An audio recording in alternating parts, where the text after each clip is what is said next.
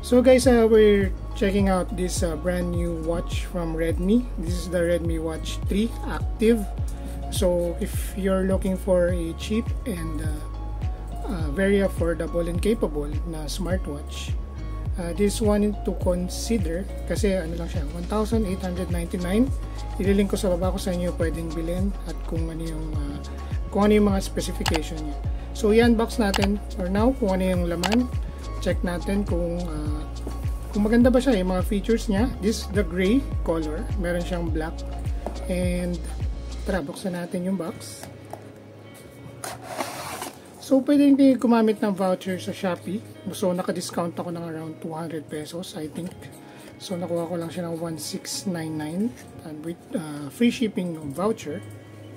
So yan, may kasama siyang charger dito. So yan, may kasama siyang manual dito sa likod. Yan. The package is very simple, no? Very straightforward. So ito yung pinaka-watch natin. As I said earlier, this is the gray color, gray strap. So marami ring option ng mga strap, no, na mabibili. Mga third party na straps na pwede nyong bilhin sa Shopee, marami yan. So madali naman itong tanggalin, mga napapanood kong mga nagre-review nito. So ito yung screen niya. I think this is around 1.8 na LCD screen. So turn on natin. So yan, may vibration din siya, no? So ito yung mga sensor niya sa likod. So yung pagka-gray niya is very subtle lang, no? And rubber. So kahit paano hindi cheaply made yung rubber rubber band niya. So yan, papipiliin kayo sa simula, English. So upon opening your device, i-require niya kayo to download yung app para ma-pair niyo yung phone niyo dito sa device. So may Android siya at meron din siyang for iPhones na pwede nyo i-sync yung notifications. So pag may nag-message niyo, may tumatawag na mano-notify yung watch, it will notify you, magba-vibrate siya. So yan, ito yung pinaka basic user interface niya. So you can play music, track your steps. So meron din siyang yung heart rate checker.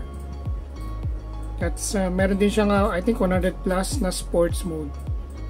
So you can detect your activities. At meron din siyang night mode, may flashlight din siya. So meron din siyang downloadable na smartwatches. So sa app, pwede nyo i-check, marami siyang options doon ng watch faces. So ito yung pinaka niya. So maraming option niya, pwede nyo i-download doon. Ito lang yung pinaka naka-install dito, 3. So yan, I think ito naman is very clean and subtle. I like this stock na user interface. So kinagandaan nito is kamukha niya yung sa Apple na ganito yung display, square-ish yung display niya. And very nice, very clean. I think naglalast store for about 7 to 8 days na battery. So upon charging naman, hindi ko pa charge, kabubukas lang. So ayun, first impression ko sa kanya is magaan siya at made of plastic all over. Ayan. So if ako yung tatanungin, I would buy na parang enclosure or yung parang TPU na enclosure para dito, para hindi magasgasan yung gilid. I think mura lang naman yun, nasa 70 pesos ata. Para lang maprotektuhan yung yung mga sides niya. Very rin pala siya, fingerprint magnet yung gilid. At isa sa mga nagustuhan ko rin feature is yung raise to wake niya, no? So pag nakaganyan lang siya, nakapatay, so pag tinapat niyo sa mukha niyo, ayan, very accurate naman siya. So pag mawala rin siya. So pag tinapat niyo sa inyo, gigising siya. So nata-turn off din yan sa options, no, sa settings. Pero yun yung isa sa mga nagustuhan ko. Isang magandang features din yan, no? Pag nawawala yung phone nyo, hindi nyo makita, meron siyang find my phone here, na tutunog yung phone nyo pag nawawala yung phone nyo, which I really like. Tapos siya, pwede siyang water resistant siya for about 5 meters. So kahit ilubog nyo sa pool or maligo kayo, na hindi siya masisira. So yun, meron din siyang flashlight mode. Kung sa madilim na area, pwede nyo gamitin. And very responsive yung screen, yung touch, walang delays. Yan. So far, okay naman yung experience ko sa kanya upon checking out this watch for the first time. So, i-compare naman natin sa watch ko ngayon na Huawei Fit na version 1. Yan siya. So, mas mataba siya ng konti. At ito kasi rectangular size yung Huawei. Ito naman is very Apple-like na square. So, mas mataba siya at saka mas malapad. Ang difference naman is yung Huawei is AMOLED display siya. This one is just LCD.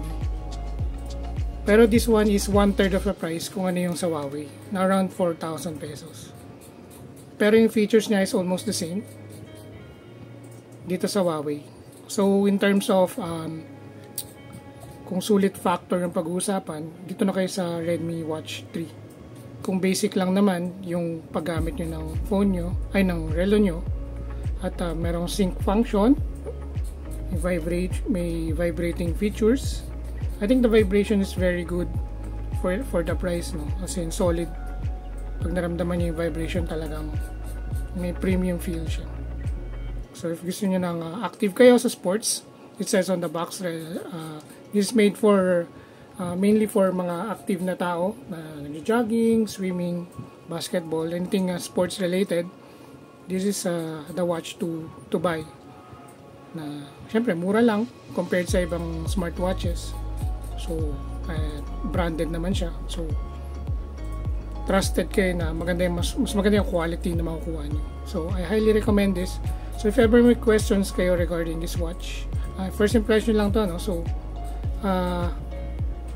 we will do a full review for the next few weeks na ginagamit ko siya. So, thank you guys for watching. I'll see you guys in my next video.